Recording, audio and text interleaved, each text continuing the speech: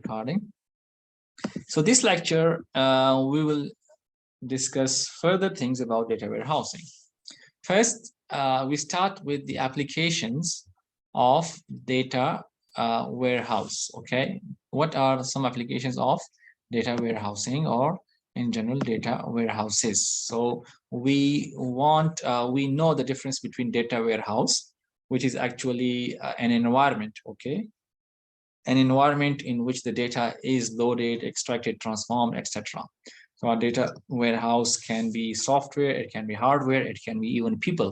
All those things are in the data warehouse. Data warehousing is the whole process. Okay, this is the name given to the process of creating and designing and using data warehouse. Okay, now there are three types of data warehouse applications. The first type is about information processing, which means that the data can be processed by means of querying, basic statistical analysis, reporting using crosstabs, tables, charts, or graphs. Okay, what does that mean? It's simple. You want to know about information using querying. We know about querying. We learned it in the database course. Okay, you query something. Okay, for example, select is a query, or give me this thing, that is a query. You can ask in different ways. So an SQL statement is the select, but you can have other tools in which you can click and drag and just double click something to select that, so that will generate a query behind the scene. So that is one thing. Basic statistical analysis, different types of statistics. For example, what is the maximum? Let's say in one day, what things were sold maximum? Okay, or let's say what was the maximum, for one person, what maximum things he bought. For example, he may bought 1 carton of milk, or maybe something that, okay, central tendency. Yeah, because not everyone may know about central tendency or central measurement, etc. So that's why I don't discuss into that term. But different types of statistics, mean, mode, okay, maximum, minimum, lower, highest, etc. So these are the things. Okay, so average, etc. They are different tendencies. Reporting, crosstabs is actually, pivot tables. We cannot discuss that, but this is a way of actually analysis. Crosstabs. Then you have simple tables or charts or graphs. So this is information processing. The second thing is about analytical processing. That's what most people do, and data warehouse applications they use for. The data can be analyzed by means of basic OLAP operations, including slice and dice, drill down, drill up, and pivoting. Okay, so we will see those OLAP operations because they are very, very important in data warehousing. Those OLAP operations, as we see, data warehousing is all about OLAP. That was the question, between the difference between OLAP and OLTP. That OLTP is database systems and OLAP is the data warehouse system. So in the OLAP, the important operations are slice and dice, drill down, etc. We will study that. The third thing is data mining. Okay, so in analytical processing, I explained to you just a few minutes ago that you have some questions and you want to find answer to those questions. So for example, which product was sold most like on Friday? Okay, or which age group of people they visit the store on Sunday, for example? Okay, are they old people or the young people? It depends if you have their data, for example. Okay, which type of people will use that loyalty card? Like for example, Al market, they use this Iktisab. Okay, then maybe some other have this Shukran is from Center Point, etc. Red Tag has its own Red Tag card, Red Tag points. So they know that what is your age, what is your gender. So for example, using that loyalty cards, they can find that males, what do they like during which days, and females, what do they want to buy, etc. Okay, so that is something you already know and you want to process that.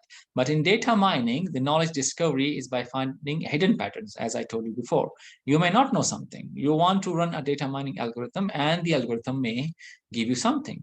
An example is that of clustering. So it will make a cluster for you, and from the cluster you will find, oh, okay, this is the thing. In this cluster, these are the people, or these are the items, etc. And then associations is another thing. Association, I gave you example that if you are buying tea, then maybe you are also buying sugar, and maybe you are also buying let's say cream and coffee, etc. So they are associations or relation between different things. Constructing analytical models. So again, here you also talk about analytic models, and performing classification and prediction. Okay, so classification, prediction, clustering, association, these are the things which we discuss in the data mining, which is more of machine learning. Okay, so use of machine learning in data mining.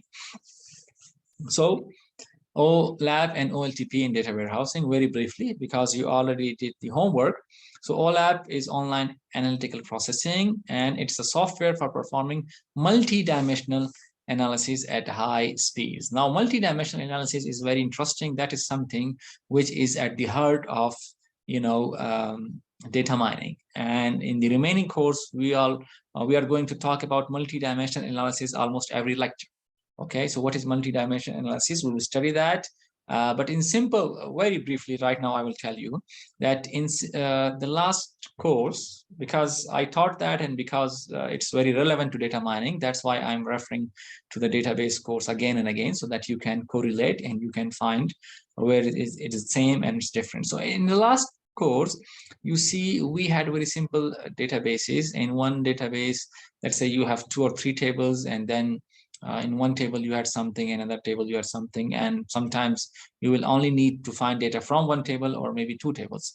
But then in data warehousing, as I explained earlier, there may be tens of tables, dozens of tables. Okay, so that each table will become a dimension, and you will combine those dimensions together. So a simple example is that of, product is one dimension. Okay, then time is another dimension, because you want to see at which time or which date which product was sold for which price. Price is the third dimension. Okay, so in this way you can see the different operations of dimensions to find the dimension of interest in which you are interested, in sense of maximum or minimum or highest or lowest or average, etc. Okay, and we want that at high speed.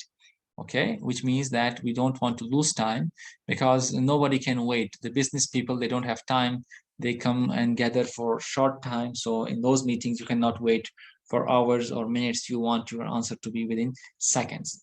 So large volumes of data from unified centralized data store, like a data warehouse. Okay, so already you have unified the data from different sources has been unified in a data warehouse. Okay, that was through ETL process. And then from that data warehouse, we process the OLAP.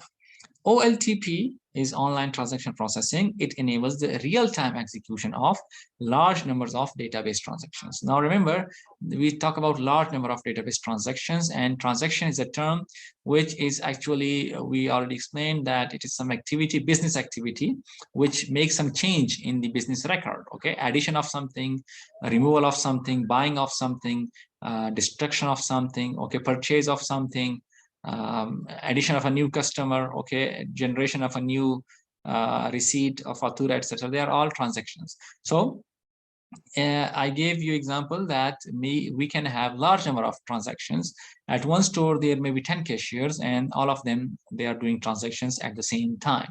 This is different than the OLAP, which may have a transaction maybe only once a day, or maybe a few in 1 week, because they are looking for only a specific type of data. Okay, not everything.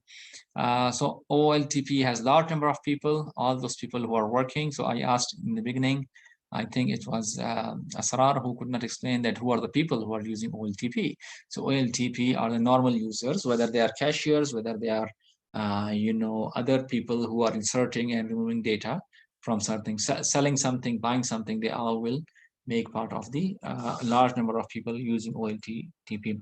Now OLTP is typically over the internet. Why? Because they have a server, and all those terminals or all those cashier counters, they are connected to the server using internet, and whenever you make a transaction, the data goes to the server through the internet. Okay, but the data warehouse may be local. Okay, usually, so on a local machine or on the same campus or same organization, okay, you have access to data warehouse. It's also for security reasons. We will study that later. So OLAP is analytical in nature, and OLTP is transactional. Okay, OLAP tools are designed for multidimensional analysis of data in a data warehouse. Once again, we will see what is multidimensional. OLAP tools, they contains both historical and transactional data. Okay, now not historical is very, very important. Okay, in OLTP, we only have transactional. We don't have history. So in OLTP, we may know that this thing came and then maybe after some time this thing was gone. Okay, so the record is 0 now. We don't know when it came, when it was gone. Let's say tomorrow, we may not know. But OLAP tool contains the history as well. So even though there are updates, the old data is not deleted. At what time, what was in or what was out, everything is available as a history in the OLAP. So common uses of OLAP includes data mining and other business intelligent applications. So you see, we combine OLAP with data mining and with business intelligent applications, complex analytical calculations, and predictive scenarios. Predictive, when we make a prediction that how will something be there. For example, you want to predict that if we create a sales on Yawm al-Watani, so what things will be used most? For example, you know already that most of the people, they will buy green clothes, okay, green and white. So they like to be dressed, for example, for school kids, they want to buy, yeah, flags, etc. Thank you. Okay, so this is a predictive scenario for a specific season. Then business reporting functions like financial analysis, okay, budgeting and forecast planning. Okay, so we will go into detail. Financial analysis is that how much is more or less. Budgeting, and then okay, give me 1 minute, there's a person calling, just give me 1 minute. I will be back. So I was talking about business reporting functions like financial analysis. Okay, right now I don't have any examples, but when we discuss the slides on these things, we will have examples of all those things. Okay, OLTP is designed to support transaction-oriented applications, processing recent transactions as quickly and as accurately as possible. So that's the focus is on transactions without wasting any time, and it should be done immediately. So common uses means ATM. Now ATM is a good example, okay, because one bank has maybe thousands of ATMs, okay, across a country, across a region, and every person who is using any transaction, withdrawing money or inserting money or making a transfer from one place to another, so that is a transaction, okay, and that's counted for OLTP. E-commerce software, for example, buying online, that is transaction. Credit card payment processing, that is a transaction. Online bookings, okay, whether it's airplane booking, whether it's hotel booking, okay, or you buy something from Extra or Jareed, whatever, reservation systems, they are all example of transactions. Record keeping tools, different tools which keep records of what has been done in organization, so they are transaction processing. Okay, then we discuss the OLTP versus warehousing. Okay, OLTP is transaction and warehousing is OLAP, but what's the thing that the OLTP is organized by transactions. Okay, the organization is mainly different transactions, and warehousing is organized by particular subject. Okay, what is the subject? Okay, subject is, if you remember, we studied 4 things about data warehousing, that it is integrated, it is time variant, and it is subject oriented. Okay, and what was the 4th thing? So it was subject oriented, time variant, integrated, and what else? There was one 4th attribute I forgot, but this is actually a particular characteristics of warehousing. Non-volatile, not violate. Non-volatile means that the data will be there, it will not be deleted, it will not be changed. Okay, thank you. So more number of users in transactional, and when warehousing we have less number of users. That's very important because as I explained, okay, so more number of users in OLTP, okay, because everyone like you are a user of OLTP when you make online shopping. So you are a user. When you use your credit card, when you add something into the shopping cart, welcome. When you add something into the shopping cart, all those things are transactions. But normally you will not use OLAP because it is only for the experts of business. So it is used by business people or data analysts. Normal users, they don't use warehousing. In OLTP, we access few records. Okay, which means that only the things when we, let's say, a simple example is when you buy, let's say 10 or 20 things, okay, so every transaction will have only those 10 or 20 things recording, not more than that. But in the warehousing or in OLAP, you will use the entire table, which may have millions of records. Okay, so that is something which is a difference, and we will see that further. In OLTP, we have smaller database. Why? Because the things, they change and you add and you remove. But in a warehouse, you don't remove anything. The database is getting bigger and bigger with the passage of time. OLTP, we have normalized tables, normalization. In warehousing, we don't do normalize. And if we have normalized tables, we will unnormalize that. Okay, we will denormalize the tables to create big unnormalized tables. Then OLTP is continuous update. Okay, so ATM, every second people are using ATM anywhere. That is OLTP. The accounts or the bank accounts, they are updated continuously. But in warehousing, the periodic update, maybe once in a week or at the end of the day, you put all the data in the warehouse. So these are the things, mainly the difference between OLTP. Now, there are three types of OLAP models: ROLAP, MOLAP, and HOLAP. But unfortunately, I remember now that I have not completed these slides. So we will come back to these things later. I even don't remember what was that exactly, but we will study that, these three things, and we will discuss that in detail. Okay, now we came across the basic things about data warehousing, business intelligence, OLTP, and OLAP, okay? And I hope it's clear to anyone. If you have any question, you can ask me. Otherwise, I'm going to continue with the next topic, which is about uses of a data warehouse. Okay. Now, in which situations do we use data warehouse? It's about presentation of standard reports and graphs.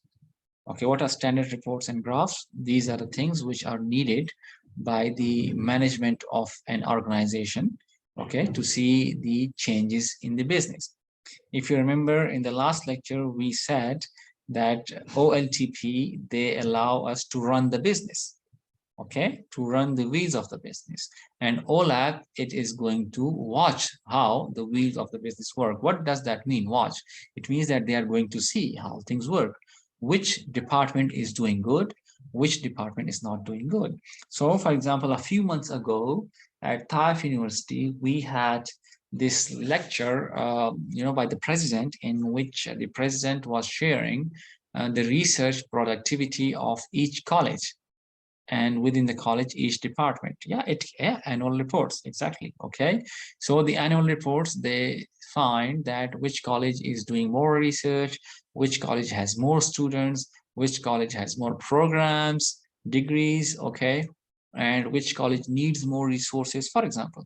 All these, they give the management an idea that where should we spend more, okay, because that is a weak area, for example.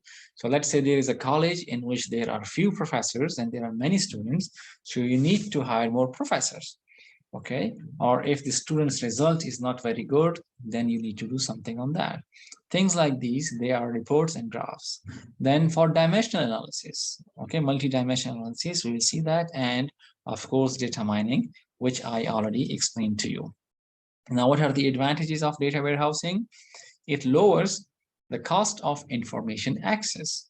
What is information access? Okay, we discussed maybe in the first lecture that data warehousing, the most important asset is the information asset. Athas, okay, information asset is something that a business uses for growth and for progress. Okay, so here is information access. You want to access information at lower cost. What are the costs? It is in terms of time, okay, mostly. It's in terms of speed, efficiency, etc. This is, so we want to lower that cost of information access using data warehousing. It improves the customer responsiveness. Okay, how is the customer responsiveness? increase because you create strategies for that. You create, specific strategies and, tactics for that. Then you identify hidden business opportunities. This is, of course, because of data mining, which is possible because of data warehousing and strategic decision making. Okay, so these things will come again and again. So if you don't understand or you don't have an example right now, don't worry, we will see many examples of that. Okay, now hosting solutions for data warehousing. What is hosting? Hosting means where you put your data warehousing things. Okay, all the data warehouse. Host is what? This is what is host in Arabic? Okay, there is ziafa, which is the one who is coming, but the person who is the host. What is that in Arabic? Host. I forgot the host. When you receive a guest at your home, so you are the host, the person. Al-Mudhif. Al-Mudhif is the one who is receiving the guest. Okay, so there are the Zuyuf who are coming, and there is the Mudhif who is host. Okay, good. So hosting solution means where do you want to put your data warehousing? So physical place to keep, yeah, you can call it the physical place to keep data warehouse. So traditionally, like before, traditionally means like in the past, data warehouses have been hosted on premises. On premises means within the same organization. Okay, like for Taif University, the premises is the campus, and it was within the enterprise data center. So every organization would have a data center in which the data was stored, and within that data center, we had the data warehouses. And then there was some software, it was installed only within on-premises environments. Okay, so on-premises environments means within the university, for example, you have installed all the data warehouse software. That was one thing. Then after that, we had the data warehousing appliances. An appliance is a device for a specific purpose. Like we have washing machine and microwave oven, okay, and juicer, toaster. These are appliances for one specific purpose. So data warehouse appliances were specific, combination of hardware and software. So pre-integrated bundles. What does that mean? It means that from one company, you would buy a complete solution. So they would give you a computer, like a server with a hard disk and with network and with cables and routers, and it would have installed all the software in that. So you would buy a complete package, and that provided high performance for workloads and low maintenance. Why low maintenance? Because it was a specific product, okay? And even the companies, they would actually provide you maintenance maybe free of cost or maybe less expensive maintenance. So if there was a problem, the company, you would call the company and they would come, or from remotely, they would solve the problem. But the good thing was that it was high performance because the hardware was specific for that purpose. You were not using the hardware for anything else, just for data warehouse. And because it was maintained by the company, so you did not have any problem. But the problem with this data warehouse appliances was that it was expensive and had specialized hardware. Okay, which means that the hardware for data warehouse, it was only used for data warehouse. It was not reusable for other things.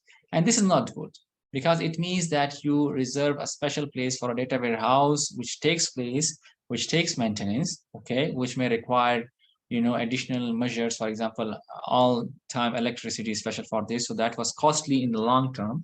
And so it was expensive. And then the recent thing, which is done nowadays, it is about cloud data warehouses. So after cloud computing, we have cloud-based data warehouses, or CDWs, which have been very popular, and they are a good solution. So what does that mean? That organizations don't purchase hardware or install warehousing software. So you don't need the hardware or software, just like you did before in the first two cases, but they have access to data warehouses as a scalable pay-as-you-go service. What does that mean?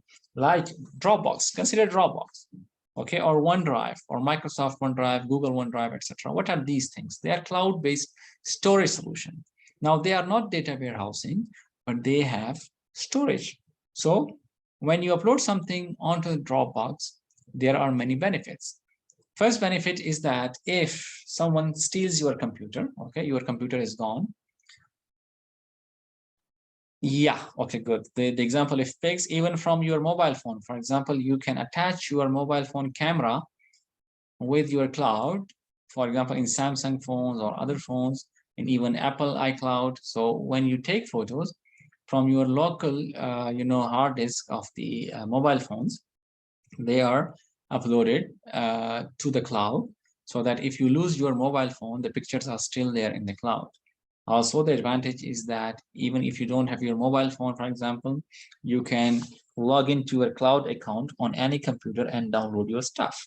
So, for example, all my important documents that I may need, like the copies of my passport or the copies of my ID, etc., I usually put in cloud service so that if anything happens, so I can access them from anywhere I am, and things like these.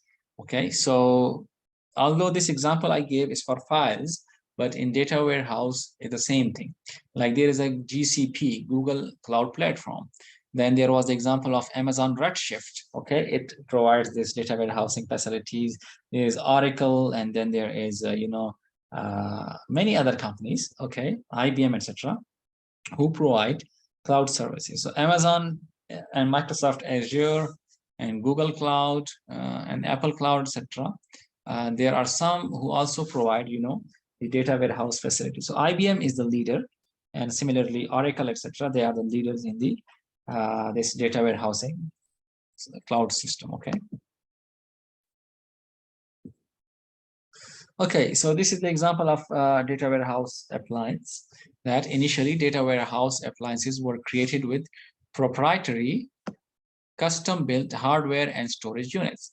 Okay, so proprietary means they were specific to a company. So every company has its own custom hardware and storage units. They would sell these as appliances. So there was a hardware thing, you would bring it into your company and it had its own software. So it had a whole technology stack. What does that mean? It means that it was not just one thing, but even the operating system was specific. You were using their operating system, database management system was theirs, the server hardware and the storage capabilities, like they have their own type of hardware, hard disk. So you would buy a complete solution. So the good thing was that you would buy just one package from one vendor, but the bad thing, as I explained in the last slide, that it was very expensive and it was specific to one purpose. So you could not reuse the same hardware for a different purpose.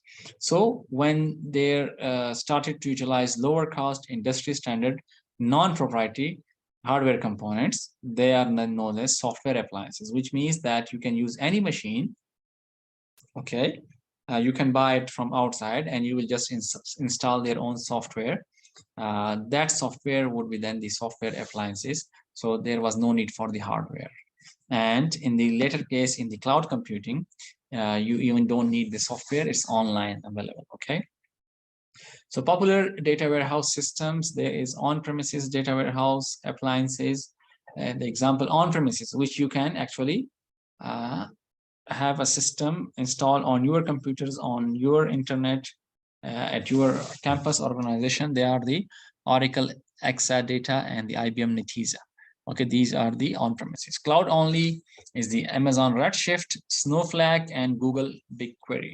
Okay, and then you have support for both on-premises and cloud support, Microsoft Azure, and IBM DB2 and Vertica and Oracle Autonomous Data Warehouse. Okay, so there is a video on these products and I will upload that video on the LMS, I hope. And then you can see some description of these popular data warehouse systems. Okay, so how do you select a data warehouse system? That's important. Like you have many options. One example is these things, and there are many more. Okay, so which one would you select?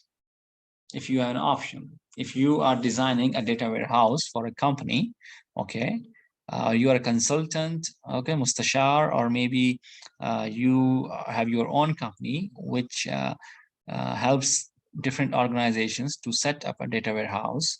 So how would you decide which one to choose, for example? Okay, so there are some features we need to consider. Okay, there is a van, but we will just continue for a few minutes, then we will take a break. Okay. So what are the things that you need to select? There are, the first thing is features and capabilities of a data warehouse system.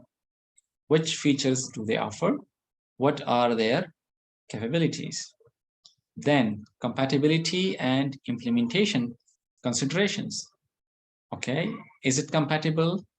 And how do you implement that? How do you make it available at, let's say if it's on premises, what things do you need to make it a real thing? Ease of use and skills. Okay, of what? Ease of use of the software, and skills of what? Skills of your employees, the people who would use that. Do they have the skills, or they need to learn the skills? Because different data warehouse systems will need different types of skills to operate. Then you have support considerations. Okay, what support is provided by the company? What support do you need? And there are different costs. Okay, now each of these we are going to describe that, but let's take a break for Salah. I think 20-minute break will be enough. Okay, and then inshallah we will continue after the break. Is there any question right now? I will stop the recording or pause it. So before the break, we were discussing, okay, about this thing, features. Okay, let me share the screen because I could not share. We were discussing about the, how to choose a data warehouse system. And I said there are a few factors. And the first one is the features and capabilities. Okay, so what are those features and capabilities of a data warehouse that you will use to make a selection if you have different data warehouse system? So on premises, on appliances, and on one or more cloud locations, these are things which we apply. So the features will be about the premises, what type of premises, which type of appliances, and whether you have one or more cloud locations. Okay, these are the features you will consider. Do you want on-premises system? Do you want on appliances or cloud locations? That's your first thing you will need to consider that. Then the data ingestion, storage, and access. Data ingestion means how do you get the data? Where do you store the data, and how do you access the data? So for example, cloud access can be made available from anywhere. If you want your organization's data to be accessible from anywhere, okay, then you can have the cloud access. That will be better. If you want it to be accessed only within the premises, then you have the other two solutions, on appliances and on premises, and you will select one of them. Storage, if it requires a lot of storage, then maybe you select the on appliances because they have big storage solutions. Or if you want some other type of storage, then you will choose according to that. What type of data ingestion techniques do you use? That we will see, but it depends also. And that is the features that you will consider in consideration of a data warehouse system. Data privacy requirements. Okay, so there are a few regulations, like the one GDPR is recently used in Europe. Okay, and then there is CPPA. I don't remember both of these, but the GDPR is, I think, what is that GDPR? This is okay. Well, I don't remember them, but it's about data privacy regulations.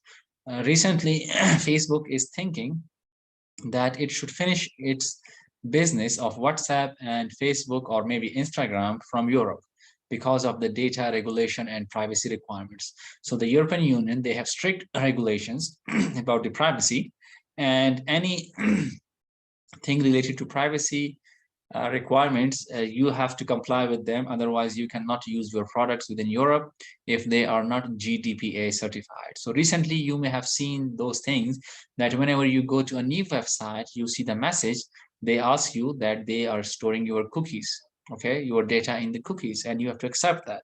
Okay, so why?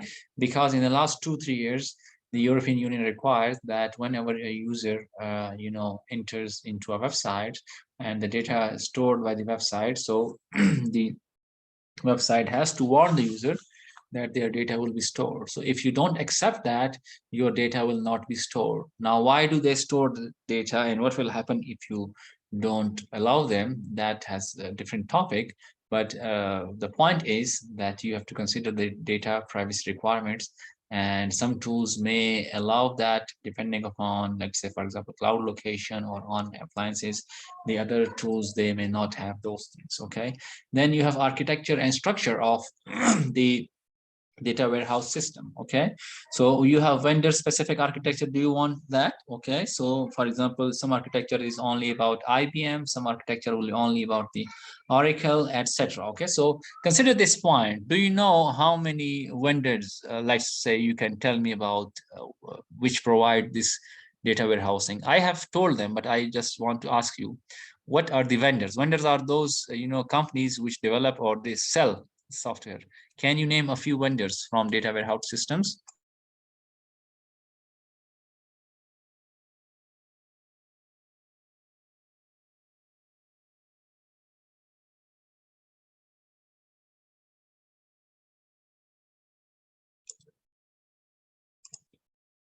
Yes, any vendors that you know. Okay, because we have discussed that.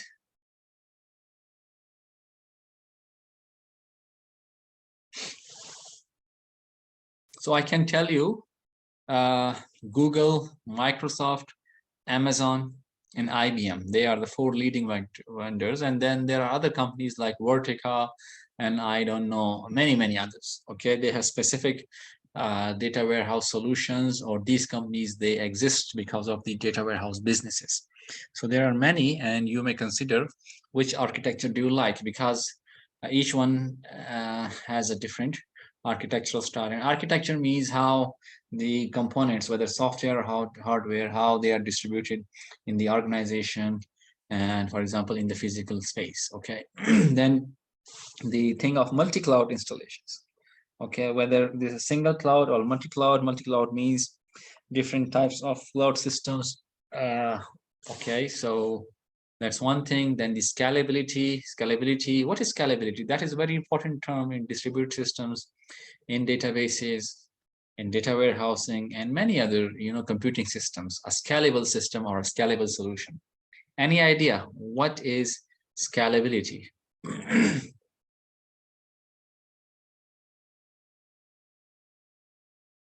Scalability, what's that?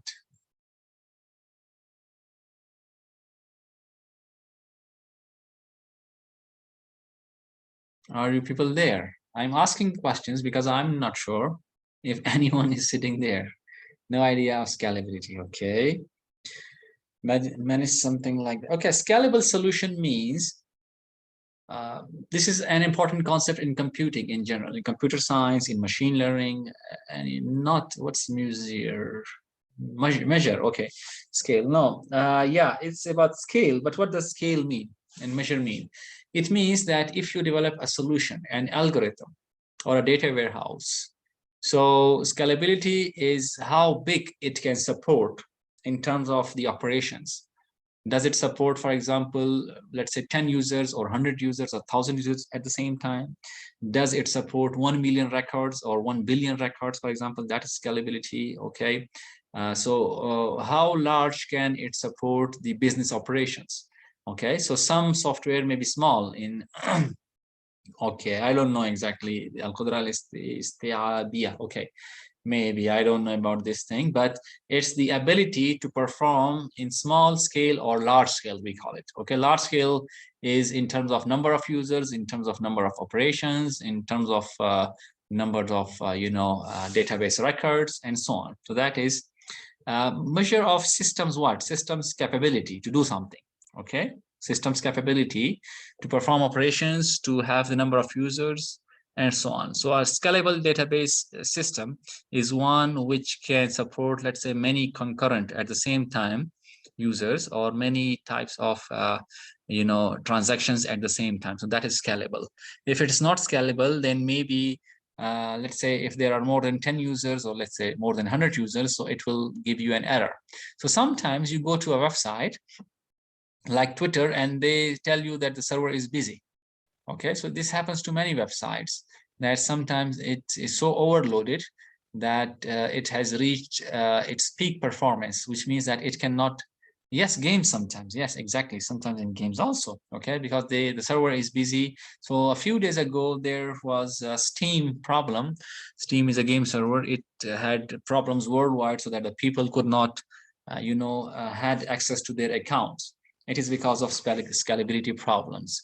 It happened to Facebook and YouTube also. Sometimes it has happened, but big companies usually, they solve this problem because they have money to make big data centers and to invest in good solutions, and they upgrade or update their software and hardware on daily basis. So the architecture and structure about scalability, okay, like you can add more servers to that without any problem. You can add more users to that without any problem. These are scalability issues. Then it's about the supported data types and need of the organization. That's also important, okay? Like, for example, you have your data in CSV, you have your data in images, in tables. Some data warehouses, they may not be able to read or store images, let's say, okay? So if your organization is about medical system, which has many different types of images, X-ray images, MRI images, okay, CT scan images, you want to store them and you want to be able to analyze them, and the data warehouse system does not support, then of course you are not going to choose that, because you need the type of data which is not supported by the data warehouse system.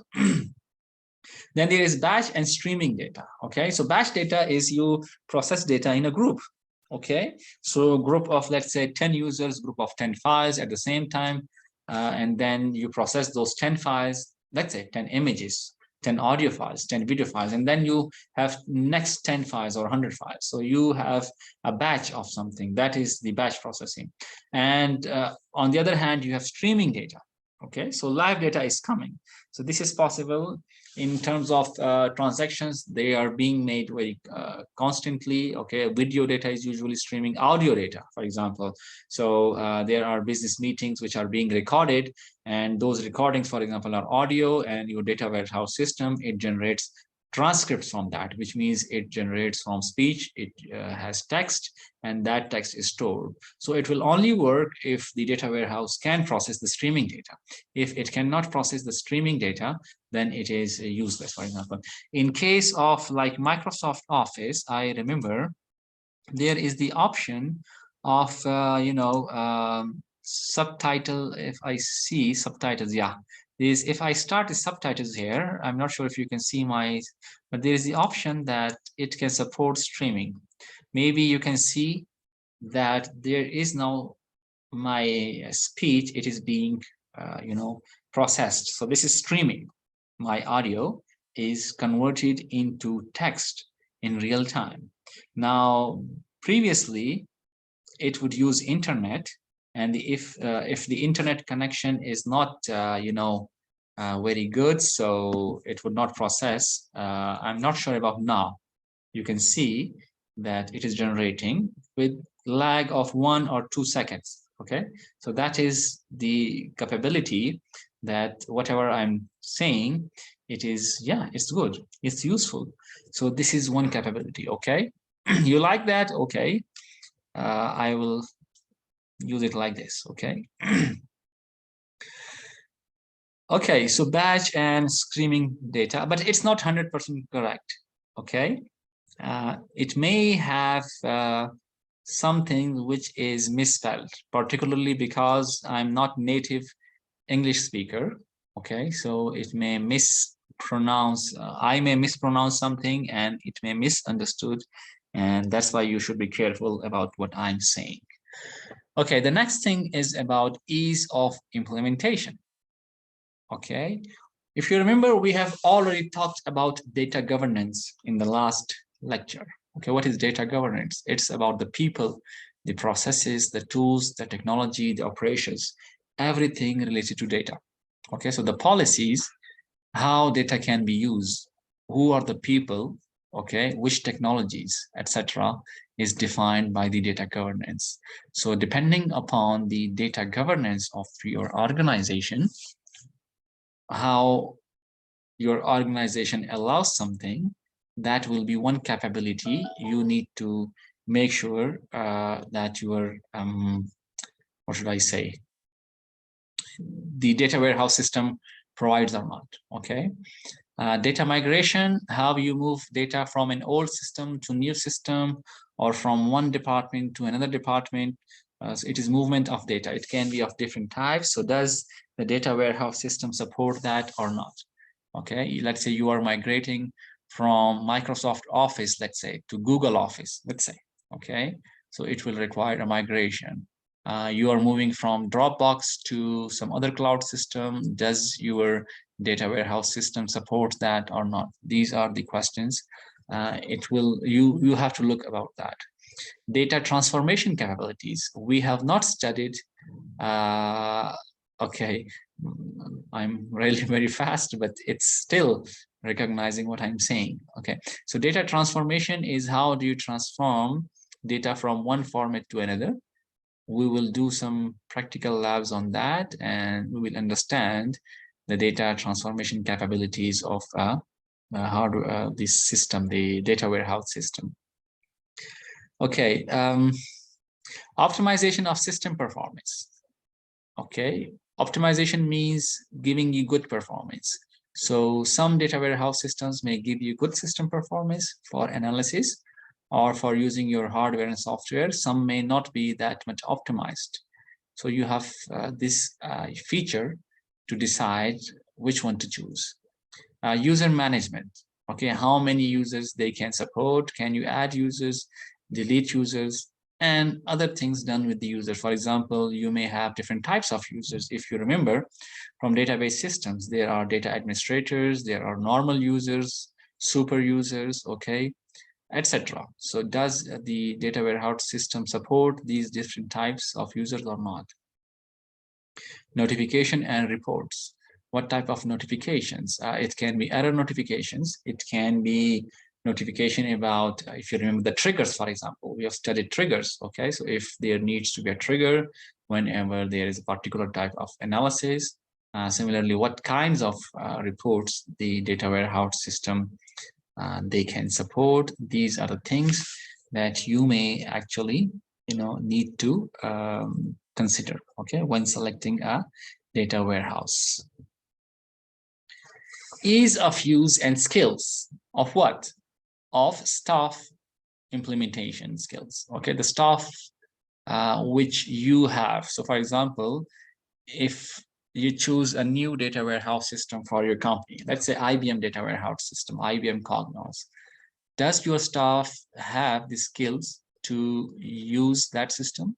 It may be difficult, it may be easy, or maybe they have already used some other IBM system, so they already know about how IBM systems work, the interface, etc.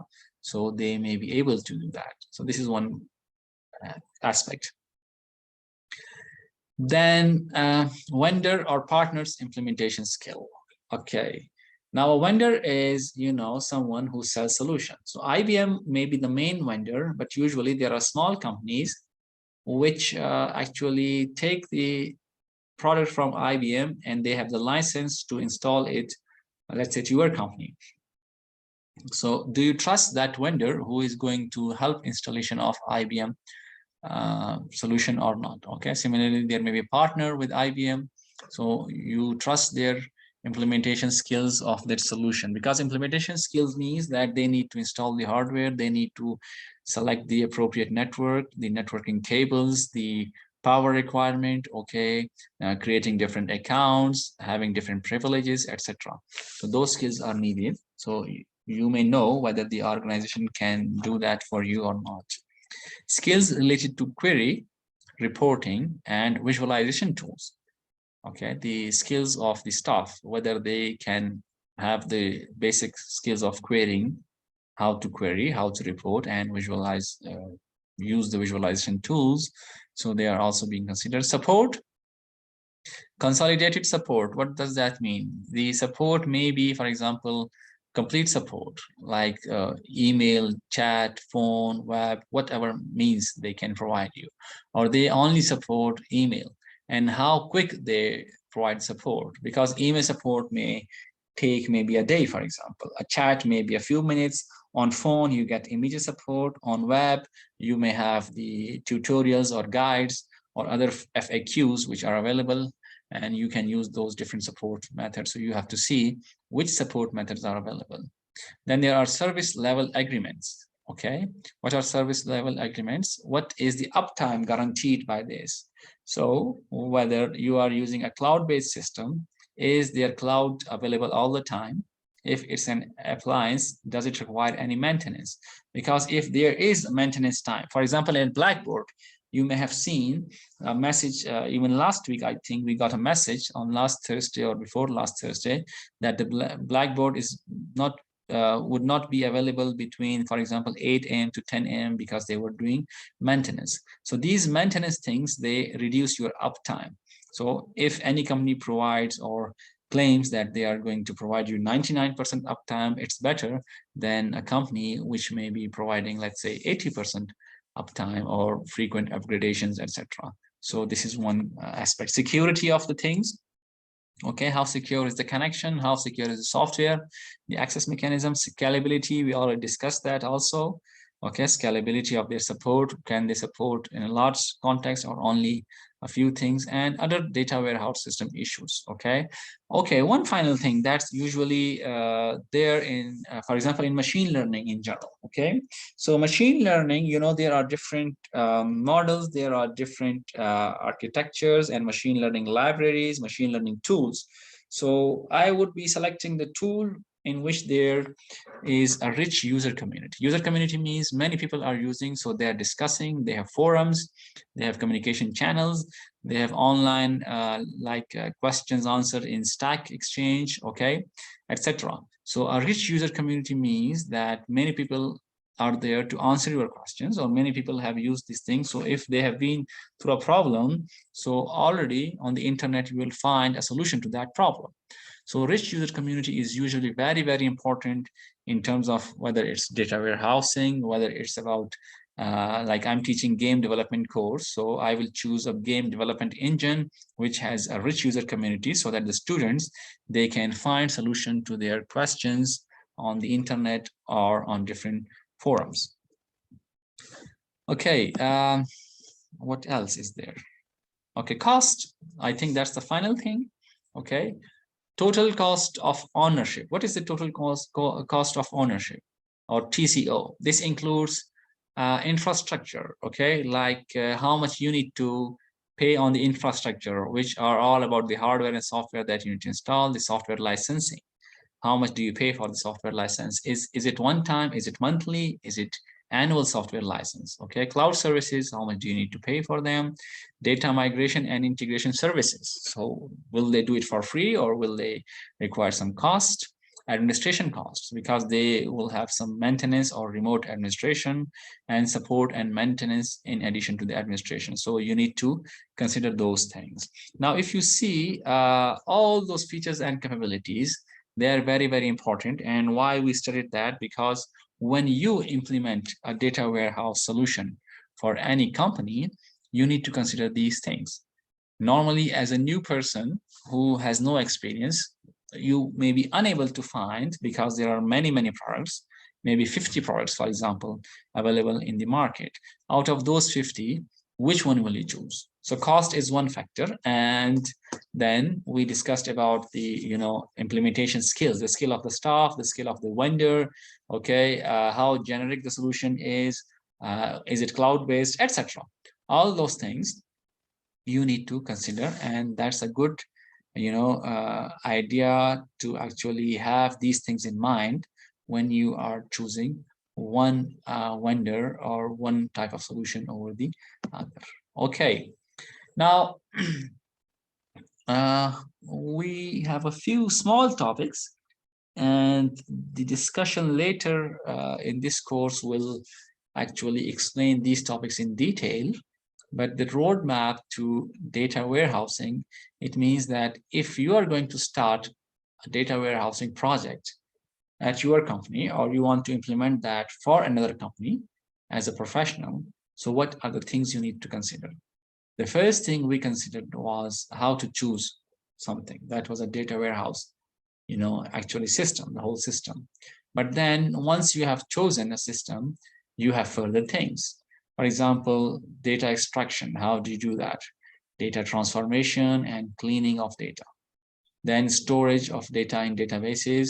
Are you going to use the relational database management system, or are you going to use the multi-dimensional database systems? Okay. Of course, both of options are there and they have different solutions. We will study them.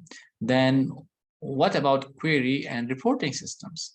Which support is already there and which support do you need, for example? Okay, what type of reporting will you need? So the systems, does it support that or not? And what type of modifications do you need, or what type of initial setup do you need to get that done? Executive information system and decision support systems. Okay, executive information system is part of the data warehouse that is specifically for the top management. They have specific types of information needs, and you will set up that for the executives. And decision support system in general helps you in making decisions. Now remember, I think we studied in the last lecture that data warehousing overall is an evolution from decision support systems. So in the 80s and 90s, you had decision support systems, okay, for specific cases. But when we moved to advanced analytics, so those decision support systems were converted into data warehouse systems. So nowadays, we usually don't talk about decision support system, but it's data warehousing. And then even more recently, it's about business intelligence, okay?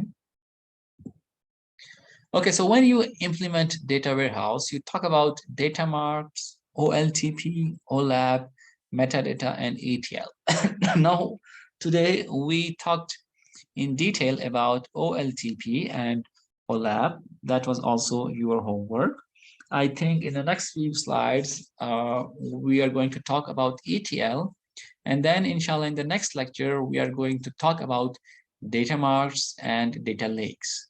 Okay, what are these things and why are they important in a typical data warehouse system? So together, all these concepts, these are not just concepts, but they are actually technologies and tools, okay, that will help us in building and implementing data warehouse for our organization.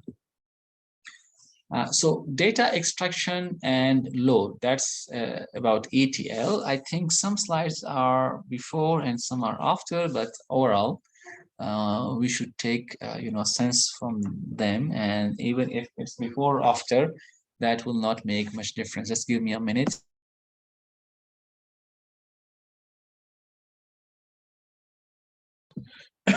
So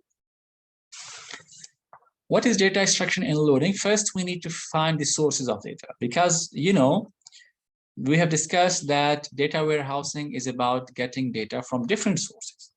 So what are the different sources? Okay, these sources can be tables. What type of tables? They can be the CSV tables, SQL tables, okay, and even tables in some other format like HTML. In HTML, you can have tables. Then there are different types of files. They can be PowerPoint files, they can be spreadsheet files, they can be simple text files, they can be audio files.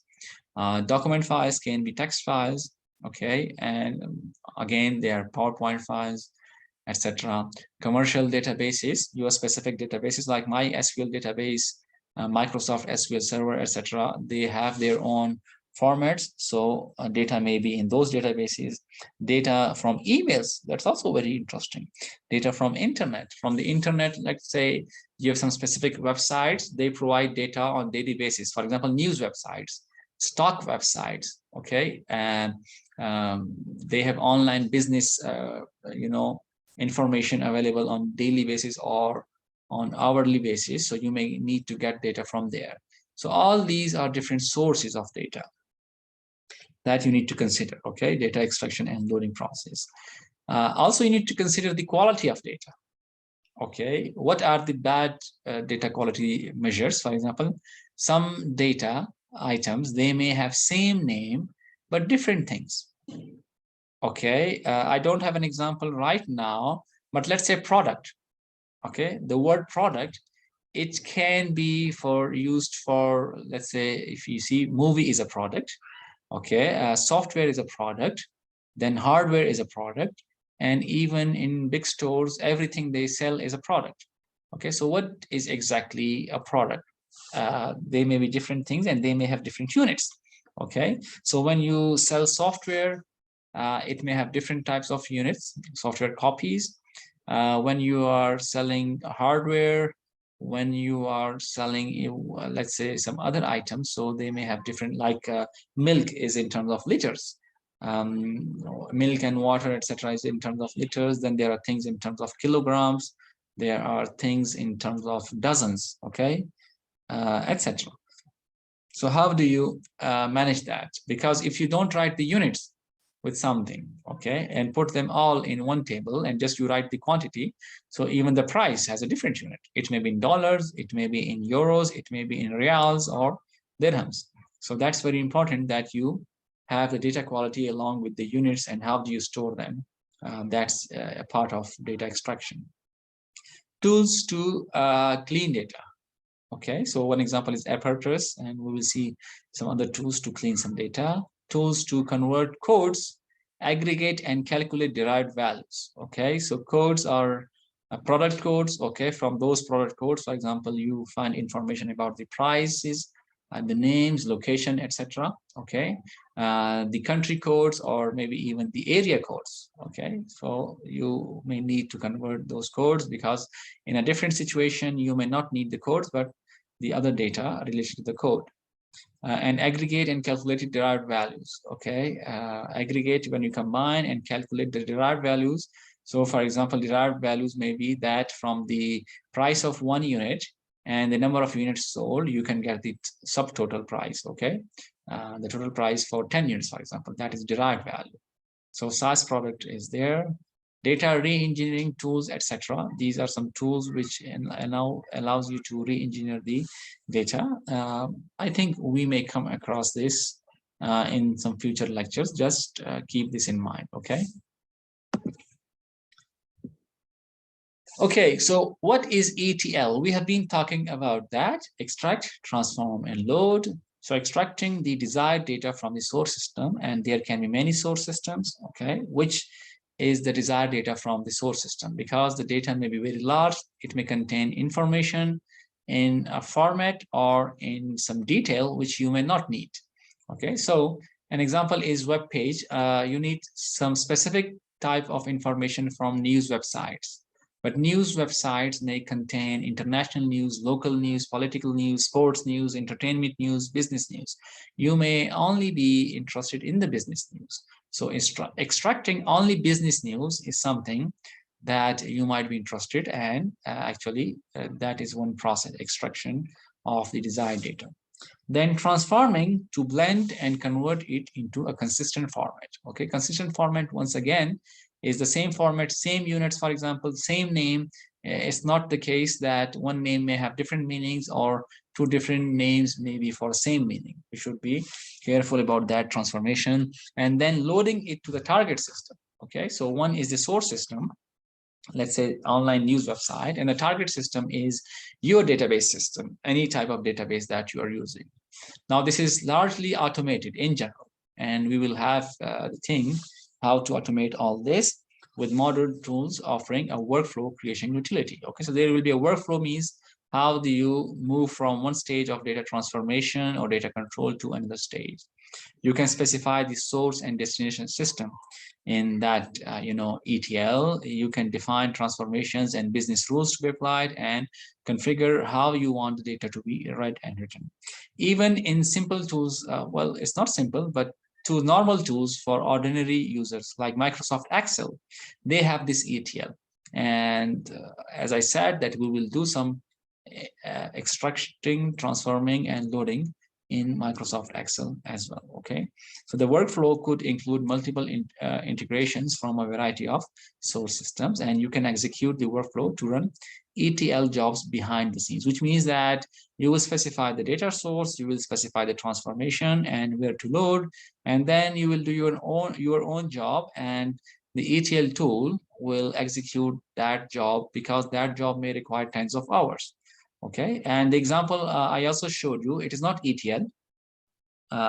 It contains some ETL, is that of deep learning models. Okay, so sometimes deep learning models may take several days to create the model. Okay, so I showed you some code before the break about classification of cats and dog images. So the model was built in more than 100 minutes, I think. Okay, because there were 50 iterations. It depends on the number of iterations, and one iteration was more than 2 minutes. Okay, so it was about 100 minutes, or let's say about 2 hours time to do that. And what it was doing, it was reading images. Okay, so extracting data from images. Okay, then transforming images into another format for used by the machine learning model, deep learning model. And then there was no loading because it was just using the data.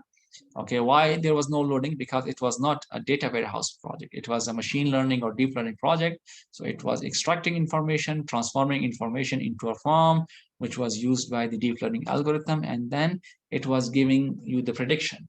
Okay, the output. What was the input image? You give it one or more input images, and it would give you the output about whether this image is a dog or this image is a cat. So we use these extract, transform, and load in machine learning, data mining, data warehousing. Okay, this is a subtopic. Just quickly, it's about information analysis and delivery. It may be out of order in the slide, but let's read that.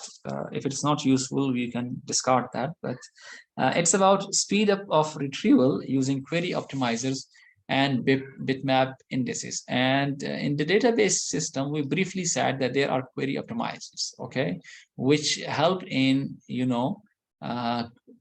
optimizing the query, and which means that making the query to execute efficiently.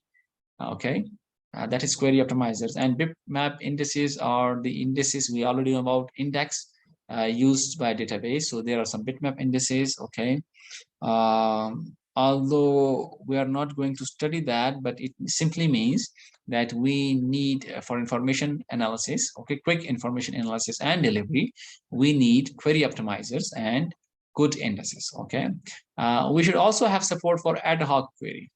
What is ad hoc query? Which means a query which is not there already, but suddenly you need something and you create a query and it is executed. So this ability must be there because not all queries are already there. So you may need a query at runtime during a meeting. You decide that we need, this type of information. So you will create a query, and it may be a simple query or analysis function, and you will execute that. Managed queries are the business layer between end users and database. Okay, so managed queries are pre-computed queries. Okay, they are already there. They are not ad hoc queries, and the businesses, this data warehouse system or your information analysis should support those managed queries, which are usually used in the OLAP. So the multidimensional OLAP support we will study. These are actually, what I remember now, is different types of analysis that you can do. Okay, so query optimizers are there, ad hoc queries are there, managed queries are there, and multidimensional OLAP queries are there, and you can use any one of them. Very briefly, there are some development tools to create applications, okay, on top of data warehouses. So there is IBM Visualizer. You can see from visualization that it is about business intelligence. Oracle CDE, okay, never use that. Relational online analytical processes, this is about Informix MetaCube. And remember this term cube, because we are going to study cubes in detail. What are the cubes and how we use cubes in multi-dimensional model. Okay. Okay, I think I'm going to stop here. Data virtualization, etc. We are going to study next thing. We have something, or should we? Okay, let us finish this. Okay, no problem. Okay, let's finish these few slides. What is data virtualization? Okay, data, what is the chat message?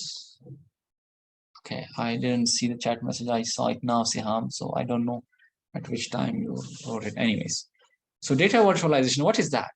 You may have heard about virtualization. This is a hot topic, okay, for many years now, more than 10 years now, and still used. So we see what is data virtualization. It eliminates the physical data movement altogether. You don't move your data physical, okay? What is physical movement? Like moving data from one hard disk to another hard disk, or moving the hard disk from this organization to another organization, or one department to another department. Okay, copying of data from one to another, etc. This is data movement. So data virtualization eliminates. Okay, there is no need for data movement. Data sits where it is created in the source systems. That is something. Okay, so you create data, it is there in the source system where it is created, and then from there you use it. So queries are run on a virtualization layer that insulates users from the technical details of accessing the data. Okay, so what this topic says is that in the past, when the users need to run queries on some data, you would need the data to be available near the user. But because of data virtualization, we don't need to do that. Why we don't need? Because there is the virtualization layer, okay, that allows you to access the data from different source systems. And for the user, it is not important where is the source system. It is the job of the virtualization layer to actually connect the user to the source system, or it channels. Yes, you can call it the cloud. Okay, yes, you can call it. We will say that actually cloud is a virtualization technology, if you call it like that. Okay, so cloud is one implementation of virtualization technology. So data virtualization software may support caching, so you can make it available when running multiple queries on the same sets of data, which reduces time and effort. Consider the data virtualization of Dropbox, like you can make something available offline if you want, so that it's available offline. And whenever you make a change to that, the change is updated on the server.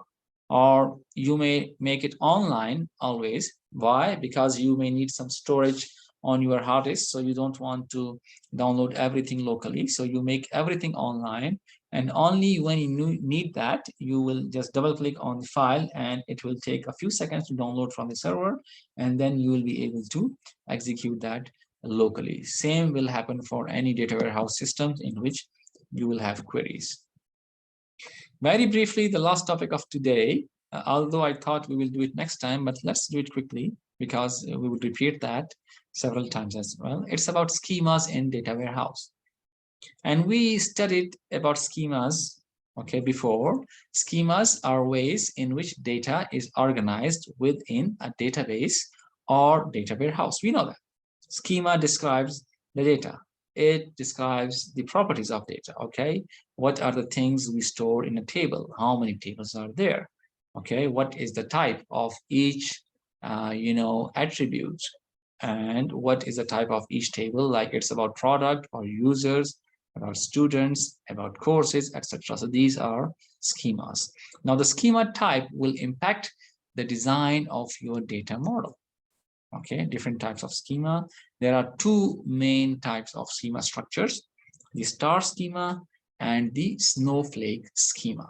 I'm just going to briefly discuss them here, but in the future, they will come again many times. So if there is any confusion, it will be removed in the future. But I hope that even today, you get a sufficient idea of what is star schema and what is the snowflake schema.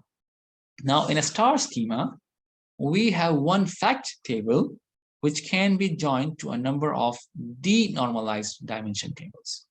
Okay, remember the denormalized. So we have dimension tables, they are denormalized and they are connected to fact table. So a fact table and many dimension tables. What is in the fact table? What is in the dimension tables? We will study when we have the future discussions on that. But this is the simplest and most common type of schema, and its users benefit from its faster speeds while querying. Why do we have faster speed? Because the fact table contains all the data which is needed for querying. Okay, so we will see an example of a star schema. Here you can see that in the center we have the fact table, which is known as the sales, and it is connected to other dimensional tables. Dim means dimension, so time dimension, product dimension, sales representative dimensions, and what is this one? I cannot read. Sales type dimensions, okay, and company dimension. So these dimensions are what you can see here. This is like an ER diagram. This is an ER diagram, okay? And what you can see here is the relation of one to many. So one person in the dimension sales representative has many, records in the fact sales table. So the fact table, it contains, or it aggregates data from all the other 5 tables. And this is easy to see that the product ID, let's say, okay, in the fact sale, the first one is the product ID.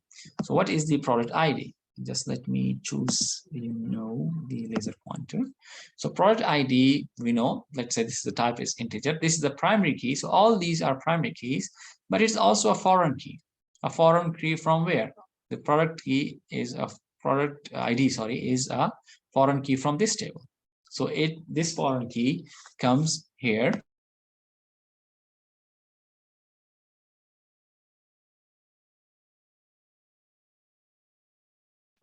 So product ID here, it's part of the primary key, and we know that this primary key becomes our composite key. Okay, we have studied that, if you remember. So this composite key is composed of many foreign keys from each table. So from these 5 tables, you take their primary key, okay, like employee ID is a primary key here, sales type ID is a primary key here, company ID is a primary key here, and so on. So these primary keys, they become foreign key over here, and these foreign keys together, they make the primary key of this table, which is fact sales. So the fact table, it contains data from all those dimensions into a single table. Okay, so you have data from all the dimensions into one single table, and in addition, you have its own additional attributes. Okay, I think it should make sense to you because we have studied this already. Okay, that from other tables, you can create a new entity, just like you can say that, and this entity has its own specific attribute. Now, item sold, for example, is an integer which is not in any of these tables, but it is combined from all those 5 tables into this, and then sales amount is here. Okay, so a sales amount is about a particular employee, for a date, for a company, for which type of sales and product, and that will contain sales amount for all these things. Okay, so this is something for this schema, and this is the example of star schema. Okay, so I hope, why is it called star schema? Because it is like a star. The shape is like a star in which you have one center, and from that center or central fact table, you have edges or other dimensional tables going out and connecting to this fact table. The other type of schema is the snowflake schema. Here, the fact table is connected to a number of normalized dimension tables. Now, in the star schema, we said not normalized, unnormalized. Here, we have normalized dimension tables, and you know that normalized means that one table is broken down into several tables. Okay, so here, like the date time is only one table, or the product is only one table. Okay, but in case of snowflake schema, the product table may be normalized. Okay, these dimension tables have child tables because of normalizations, and users of a snowflake schema benefit from its low level of data redundancy. Okay, because of normalization, the purpose of normalization was to reduce the data redundancy. So in snowflake schema, there is less redundancy because the tables are normalized. In star schema, there is redundancy, and we will see the examples of redundancy and less redundancy in some future lecture. So although there is less data redundancy, but the problem is that of query performance. Why will be query slow in a snowflake schema? Because of the the thing that it has to make several joins. Okay, so here you can see that this timetable has been normalized into week table, month table, and year table, for example. Okay, so if you need to create one thing, you have to combine data from these three. So you need three joins with the dimension table. Similarly, the product will have the category and the product type. Okay, so the product category and product type will actually make two further tables, and when you need to get a record from product, so you need to make two joins, and that slows down the query. There are some positive aspects. So from a normal transaction point of view, we want a snowflake schema. But from a data warehouse point of view, a snowflake schema is slow. We don't want that. So it is not widely adopted, which means that normally in a data warehouse system, we will use a star schema. Okay, so there are some reading resources. We will stop here, and next time we will do some further things. I will stop the recording. If you have anything, any questions, you can ask me.